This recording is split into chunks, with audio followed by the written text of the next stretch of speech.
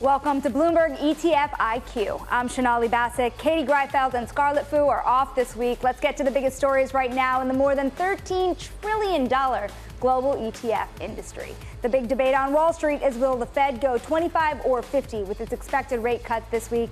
We're going to speak to Tushar Yadava from BlackRock ahead of the decision. Plus, private credit dives into the world of ETFs as Apollo, Palmer Square, and bond blocks prepare to enter the market in different ways. We're also going to speak to Brent Schuttle of Northwestern Mutual Management after he made a record bet tied to the ETF TLT. And as always, Eric Balchunas from Bloomberg Intelligence is with us, and he is looking at the flows. Eric. Thank you, Shonali. So this is the second straight week where equities like that tech growth trade has been suppressed. Basically, nobody buying tech and growth right now. And equities barely taking in any money. A little bit. EFV is value. So a little bit of a bid for value stocks. More on that in a minute. But look, BND at the top, that's not very bullish, right? Bonds have been going wild. They really have come back. My colleague Athanasios Serafagis just looked at bond ETFs. 88% of them now have a positive 12-month return. So they've got momentum going. This is up from 3% 2 years ago. So bonds are back, and this is ahead of a potential Fed rate cut. So I get it, but it's at the cost of equities. And you see here there's some more value. That's a healthcare ETF, more bonds. So that's the leaderboard. Let's look at the outflows, and you'll see it is a lot of the sort of trading crowd equity ETFs. 8.5 billion out of SPY is a lot. And then IVV, again, this is probably part of the BlackRock model trade, which we're going to discuss in a minute. And then XLF, XLK, that's a tech ETF. So again, you get this sort of same vibe. It's really for the whole month of September so far. Now, let's hone in on value, right? So value is one of those things that gets going for a minute and then usually gets run over by the Qs.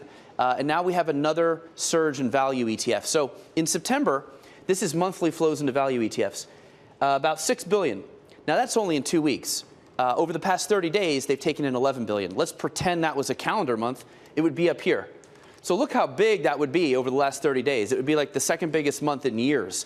This was the big value rotation back at the end of 2020 and the beginning of 2021, where value had like an 8-month run there, one of the longest ever.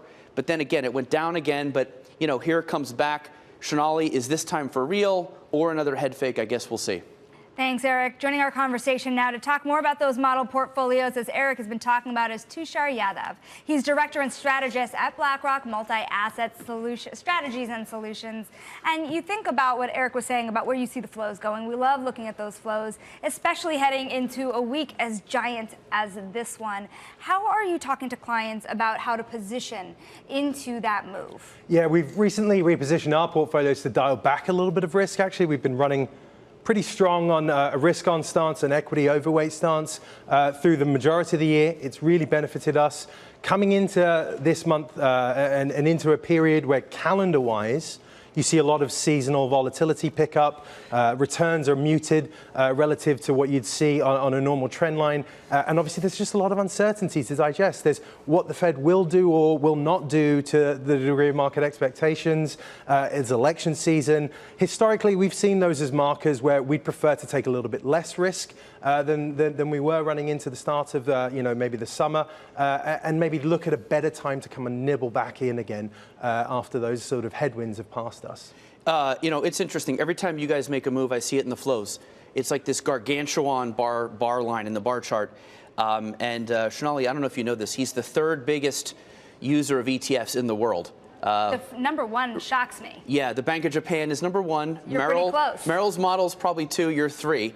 131 billion. So this is pressure. And it is interesting you're rotating into value. EFV is interesting to me. That's international and value.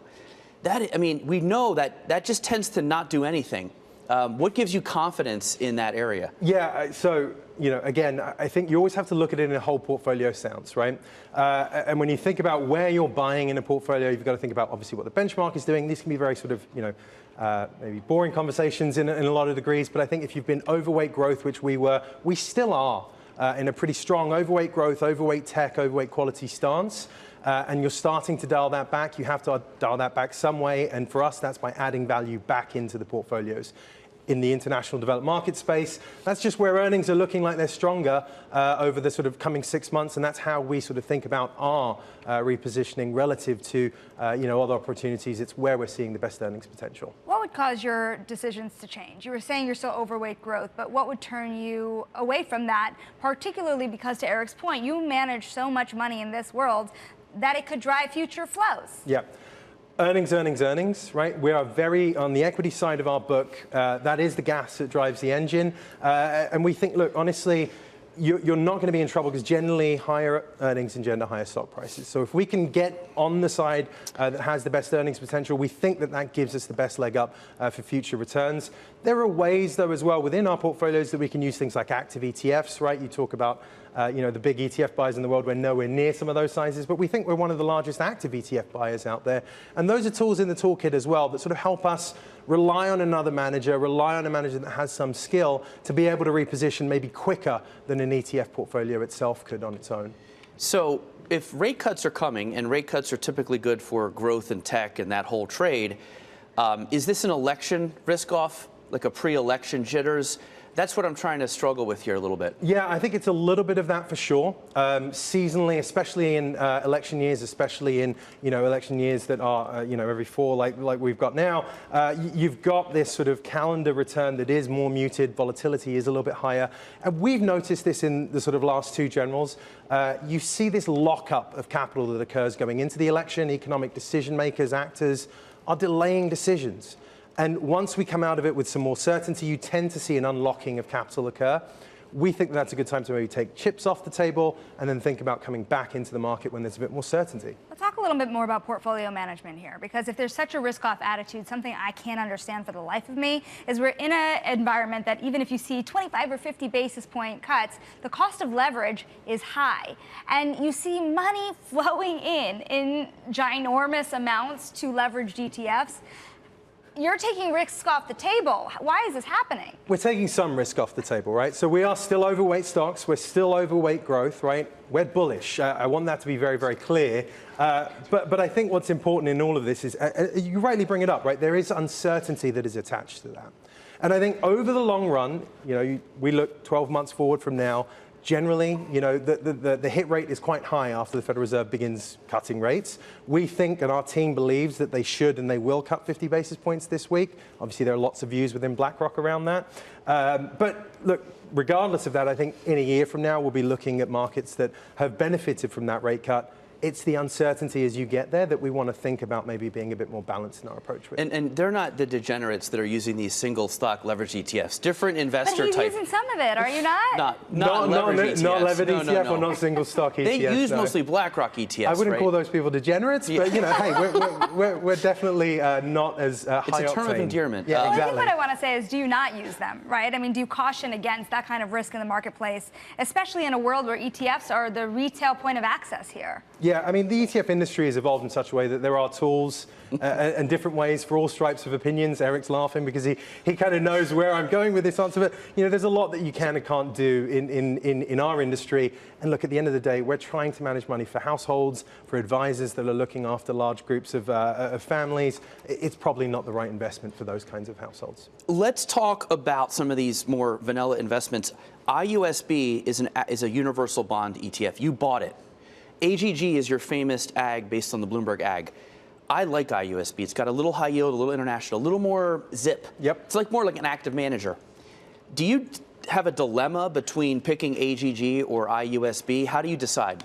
So thankfully, our benchmark makes it a lot easier for us. We're benched to the IUSB, the universal. The universal, as you mentioned, just adds in things like high yield, emerging markets, and it's a harder bench for us to beat.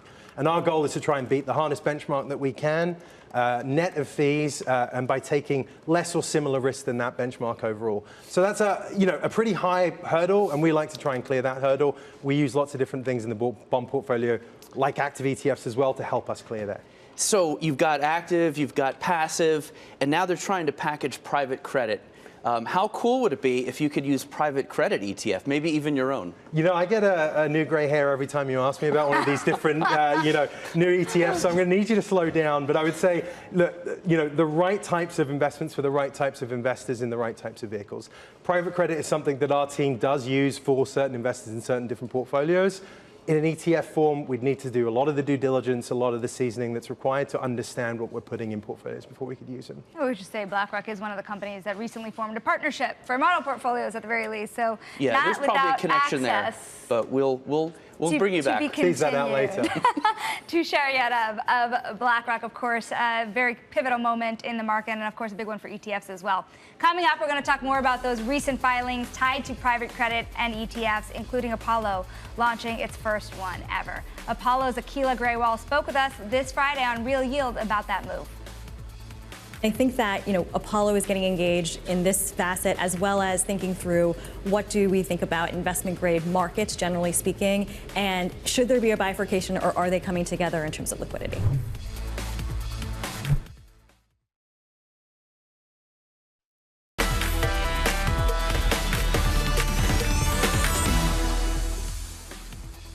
Welcome back to Bloomberg ETF IQ. I'm Shonali Bassick, and it's time for the ETF Brief, where we highlight stories and trends that caught my eye. And signs of gloom are mounting in the ETF landscape. Trading activity shows growing demand for funds that profit from declines in mega-cap tech stocks, smaller companies, and semiconductors. Daily trading volume in leverage inverse ETFs has been picking up relative to that in long-only ETFs. And after weeks of volatility, Wall Street pundits are blaming burgeoning leverage ETFs for exacerbating stock market moves, particularly right before the end of the trading day. Of course, we are watching those moves quite closely because they do signal growing trouble under the surface and growing influence of these funds. Plus, I want to end now with Palmer Square's big announcement, because if that also grows on a trend, they are launching a pair of exchange-traded funds that will buy CLOs and other assets. Eric, we're going to talk more about this issue now with Vildana Hadrick of Bloomberg, because there's a strange amount of things that are happening in the private world. The CLOs, of course, are tied to leverage loans, which are more public markets, but private market ETFs are just on the precipice of making their debut, with Apollo and State Street coming out. What are you seeing across the landscape? Potentially, right? Because this is the big question, or was the big question all along. How are these ETF issuers actually going to make this happen? Because the SEC does put limits on how much you can have in an ETF when it comes to illiquid investments. It looks like we have somewhat of an answer following the Apollo filing. And since Apollo filed, we actually have seen a number of other filings as well from other issuers. We have one from Bond Blocks. We also had one late Friday night that sort of looks like a secret private asset ETF. It's from issuer Tema.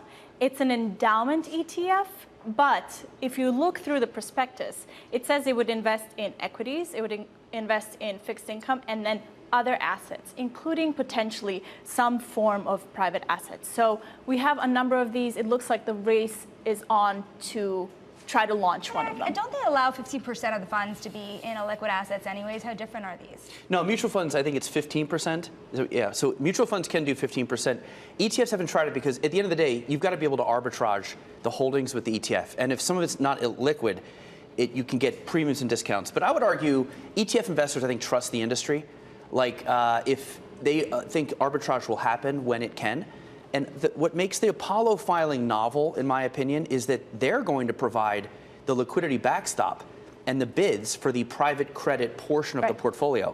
So we could see a bunch of private equity and credit companies kind of getting into the ETF game in a small baby step way, right? Do you see it? So the Apollo filing is with State Street. And according to the prospectus, the way it would work is that Apollo, which is a behemoth in the private market space, would be, as you said, offering intraday bids. It would be the liquidity provider. So it would be selling private asset stuff, private asset instruments to State Street, and then also buying them back upon State Street's request, right? So this is sort of like a glimpse into how potentially this might work. Of course, there's so many if you have your critics who would say, well, what if it isn't as liquid as it says it will be? What if there's a limit on how much Apollo is willing to buy back, et cetera, et cetera? You're going to have critics pointing to some of these things as issues. It's waiting for, regulatory approval as well, regulators being one of them, perhaps. Well, and you know that private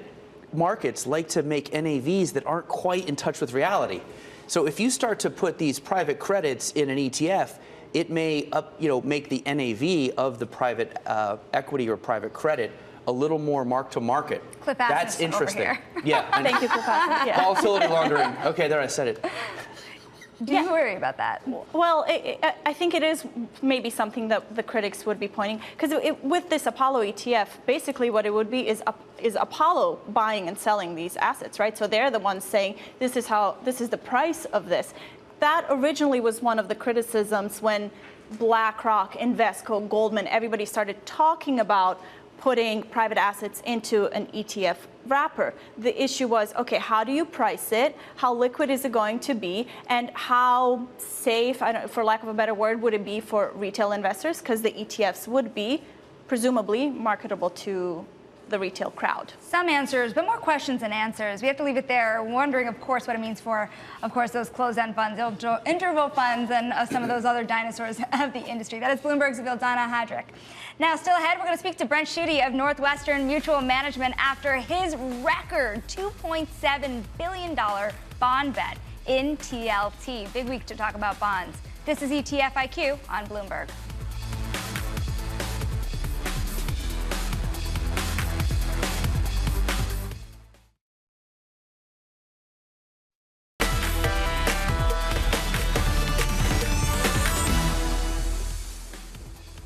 This is Bloomberg ETF IQ. I'm Sonali Basak, and it's time for today's Drill Down, where we focus on just one ETF, Eric.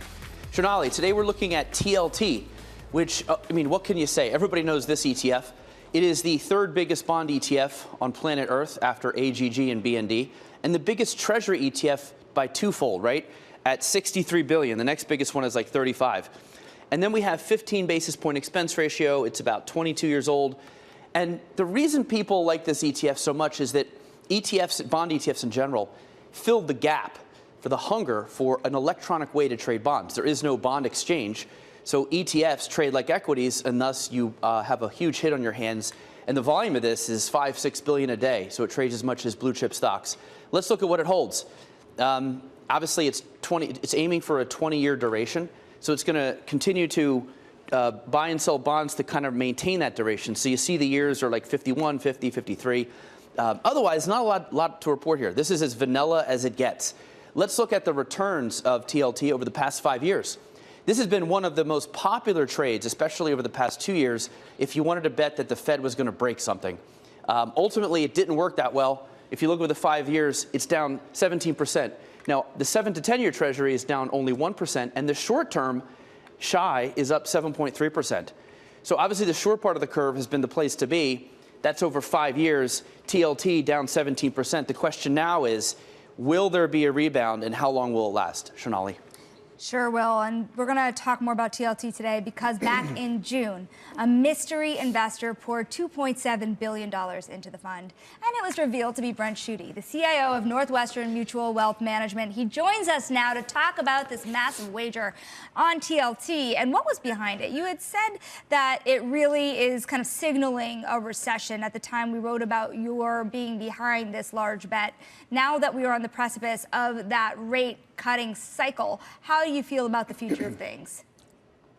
Yeah, so we were extending our duration because we did believe that the labor market was close to cracking, which is why the Fed is cutting rates today.